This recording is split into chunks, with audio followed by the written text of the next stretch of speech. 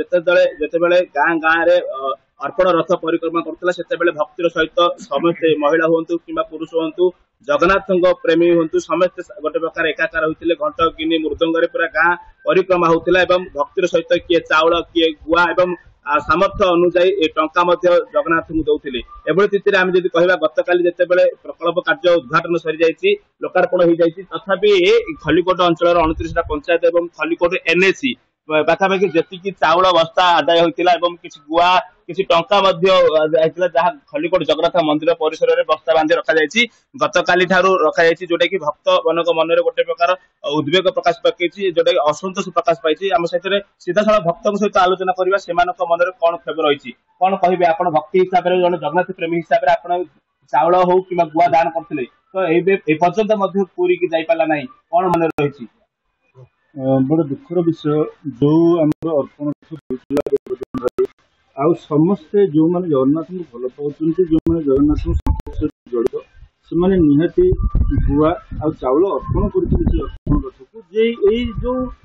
श्री परिक्रमा प्रकल्प होती से जो शुभ उद्घाटन कार्यक्रम लगे किंतु बड़ परितापर विषय प्रत्येक पंचायत कहतु कि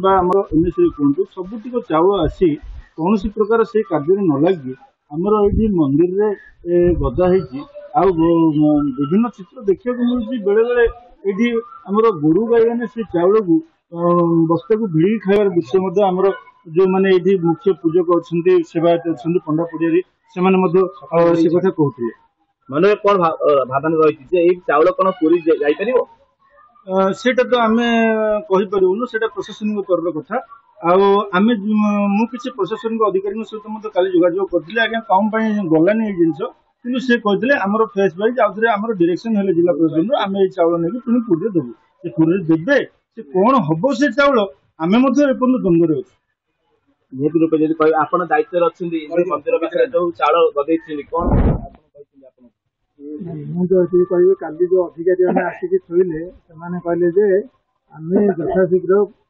कौन सी व्यवस्था करें किंतु काली जो गाई गोरु आसिक राति सब खाई नष्ट कर सारे आम से जत्न कराटा हूँ कष्ट बंद कोठरी भी रखा जाए चाउल ना ये खोला मैदान में पकाई काली वर्षा हेल्ले कौन क्षति हो कौन यहाँ कार किसी गुरुत्व रोनी चाउल के गुआ के कौन हिसाब दे रखी ना कौन से हिसाब देना आनिक मन इच्छा पकई देकर पड़ी आमको किसी कहना ये काली पैसा पत्र आनिक पकईदे मुझे सुरक्षित भाव रखी कि विषय गुरुत्व दौना बापा आप जन सीनियर सिटीजन तो कौन कहे जगन्नाथ को भक्तिर सहित आप दान करते चाउल गुआ टंका किसी तो सही सब जाइपारा नहीं कह कथा पूरी हूँ एक नंबर श्री जगन्नाथ मंदिर 2 नंबर हूँ खलिकोट मंदिर तेणु आमर खलिकोट ब्लॉक जिते चाउल फाउल जहाँ आज होती पूरी नहीं जाऊँ किसी आपत्ति ना कह कि भितर बाहर कर जदिव बाहर न आमर खलिकोट ब्लॉक जिते जगन्नाथ मंदिर भितर सब दान पुण्य कर सब बड़ कथा है खलिकोट द्वितीय बृहत्तम मंदिर कह निमंत्रण पत्र से मिलला नहीं निमंत्रण पत्र आपको जगन्नाथ मंदिर को आसला कि मुझे विषय कहीपरि निमंत्रण पत्र विषय आम पंडा बाबू आम जानते निमंत्रण पत्र गोटे प्रकार आसी द्वितीय बृहत्तम मंदिर कह सेटा तो बड़ दुखर विषय खलिकोट वासी दुखर विषय 300 वर्षर ऐतिह्य राज परिवार गोटे अक्षय कीर्ति आम बहुत आशावादी थी से दिन जो दिन की निमंत्रण पत्र देवाक आमर श्रीमंदिर प्रशासन सहित किसी सेवायत आसते आम ये संपूर्ण रूप प्रस्तुत होगी प्रशासन आमर एटर किंतु कौन असुविधा है आम ए पर्यंत अवगत हो पार्नु कौ कारणवशत आमर निमंत्रण टी खलिकोट जगन्नाथ मंदिर काटी दि जाए सेटा को आमर चिकनी स्थित चका ठाकुर को दिहला चका ठाकुर को दिहला से आपत्ति ना किंतु जेहेतु गोटे ऐतिह्य को जगन्नाथ संस्कृति सहित ओतप्रोत भाव जड़ित थे मंदिर को जे श्रीमंदिर प्रशासन कमिटी हो कि सरकार कौन भूलीगले से खलिकोटवासी बड़ परिताप और दुखर विषय निहत रूप जब कह दुख गोटे प्रकार प्रकाश कर खलिकोट बासिंदा आपड़ कौन कहे आप जो भक्ति हिसाब से चाउल देते से चाउल बर्तमान कुआड़े जीव मन बर्तमान तो मुझे देखुचे दुर्भाग्य कथा जी चाउल अर्पण रथ पे लोक मैंने कि आम बर्तमान जगन्नाथ मंदिर में पड़ी रही जहाँकि गाई गोरु छेली सब खाऊ दुर्भाग्य कथा आम चाउल भगवान को अर्पण करने परिवर्ते ये गधा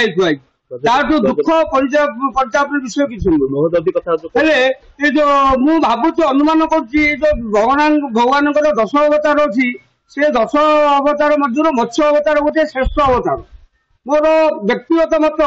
ଯଦି ଆମେ ଅର୍ପଣ କରିଥିବା ଚାଉଳକୁ ମହାନଦୀରେ ବିସର୍ଜନ କରିଦିଅନ୍ତି ତାହେଲେ ଆମେ ଜାଣୁ ଯେ ଆମ ଚାଉଳ ମତ୍ସ୍ୟ ଅବତାର ସ୍ୱରୂପ ଭଗବାନ ଆମର ଚାଉଳକୁ ଅର୍ପଣ ମାନେ ଗ୍ରହଣ କଲେ, ଯୋଉଦ୍ୱାରା କି ଆମେ ଖୁସି ହଉ। କାହିଁକି ଆପଣ ଭାବୁଛନ୍ତି? ଭାବୁଛୁ ମାନେ ଯେହେତୁ ଗଜପତି ମହାରାଜ ଯୋଉ 2 ଦିନ ପୂର୍ବରୁ ତାଙ୍କର ବ୍ୟକ୍ତିଗତ ମତ ଦେଇଥିଲେ, ଯିଏ କହିଥିଲେ ଯେ ଆମର କୌଣସି ପ୍ରକାର କମିଟି ତରଫରୁ ନିଷ୍ପତ୍ତି ହେଉନାହିଁ, ଯୋଉଟା କି ଅର୍ପଣ ରଥ ବୁଲିବା ସହିତ